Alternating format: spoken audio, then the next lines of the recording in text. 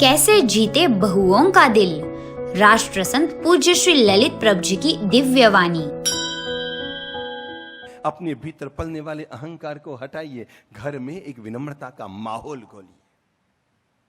कैसे लाएं घर में विनम्रता का माहौल? चलो सब लोग अपना हाथ उठाओ, तो यूं हाथ यूं करो, देखो देखो देखो, हिलाओ, अंगुलियां हिलाओ। जरा एक बात बताओ कि सबकी अंगुलियां एक साइज की है कि अलग अलग है? कोई ऐसा व्यक्ति हाथ ऊंचा करे जिसकी सारी अंगुलियां एक साइज की हो? कोई कोई कोई कोई कोई कोई किसी की सारी अंगुलियां एक साइज की? Yes, no? नो, सब अंगुलियां अलग अलग साइज की। पर आपको मैं एक ताज्जुब की बात बता रहा हूं, हमारा घर भी ऐसा ही है, सब अलग अलग साइज के हैं। ये दादो सा है, इनके पास में खड़ी हुई दादी सा है, इधर में खड़े हुए हमारे पापा जी हैं, इधर में हमारी मम्मी जी हैं, और इधर ये क्या है, टाबर है, सबसे जिद्दी। ठीक है, तो ये देखो सब अलग अलग साइज के हैं। पर खास बात बता रहा हूं, जीवन में विनम्रता का महत्व क्या हो सकता है, इसका महत्व आपको बता रहा हूं। ये सारी अंगुलियां अभी एक सेकंड में एक साइज की हो सकती है।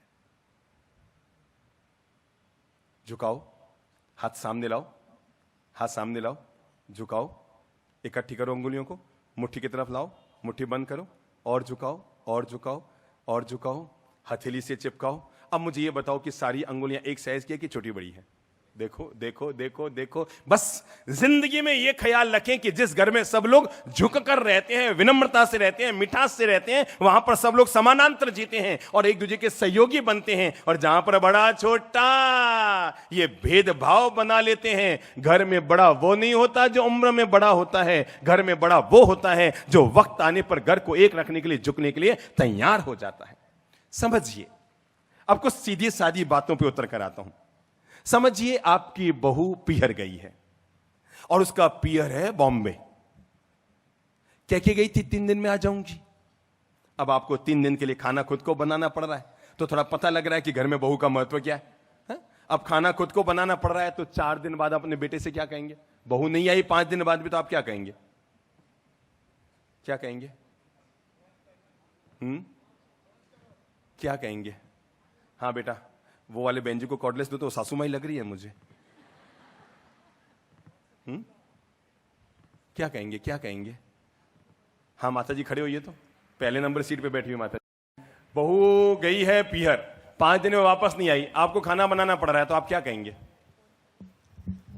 मैं कहेंगी आएगी 2 दिन के बाद, कुछ नहीं, उसके पियर गई है, रहने दो, क्या फर्क पड़ता है। इतनी दूध की धुली लग तो नहीं रही है माता जी? इनकी बहू आई है क्या यहां पर साथ में? बहू नहीं आई है हमारे साथ। तभी ऐसे बोलिए, बाकी वो सारा राज खोल देती है अभी। नहीं विराज, सीधी सादी बात है। अगर ये सासू माताएं इतनी मीठी बोलनी शुरू हो जाए, तो दुनिया में कोई बहू अपनी सास ससुर से अलग होना नहीं चाहेगी। चाहेगी? जितनी मीठी यहां बोलिए, कोई बात नहीं, रहने दो उसको, कोई दिक्कत नहीं, रहने दो, अभी तक उसी का राज चलता था, वापस मेरा राज आया, रहने दो उसको, वहीं पर रहने दो। याद रखना,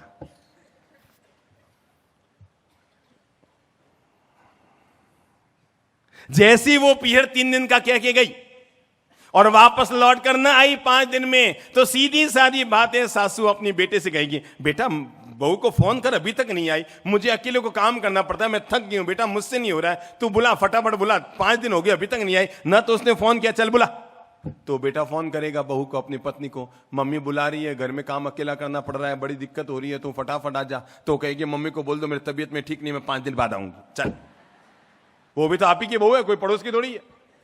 दूसरा तरीका, एक सदव्यवहार क्या करो, बेटे से कहो, बेटा ये मत कहना घर में काम कौन करेगा, बेटे से कहो, बेटा बहू की बहुत याद आ रही है, घर बिल्कुल खाली खाली लग रहा है, मेरा मन नहीं लग रहा है, तू फोन कर दे, मुझे बहुत याद आ रही है, बहू को बुला ले बेटा, मेरा मन नहीं लग रहा है। बेटा खुश होगा क्योंकि आप उसकी पत्नी को याद कर रहे हैं। और वो उसको क्या कहेगा, अरे यार जल्दी लौट के आ, मम्मी का मन नहीं लग रहा, बहुत याद करे। वो कहेगी बस कल रवाना होके आ रहे हूं। और जब बहू आ जाए ना दरवाजे तक, तो अच्छा समझो बहू बाजार में कुछ खरीदने गई, सामान लेने गई, पियर होके आ रही है, आप घर में बैठे हुए टीवी देख रहे हैं, ठीक है, आप घर में बैठे हुए टीवी देख रहे हैं और आपको पता लग गया एक्टिवा उसने बाहर रखी है और वो घर में आ रही है, तो आप लोग क्या करोगे? बताओ तो महिलाओं, क्या करोगे?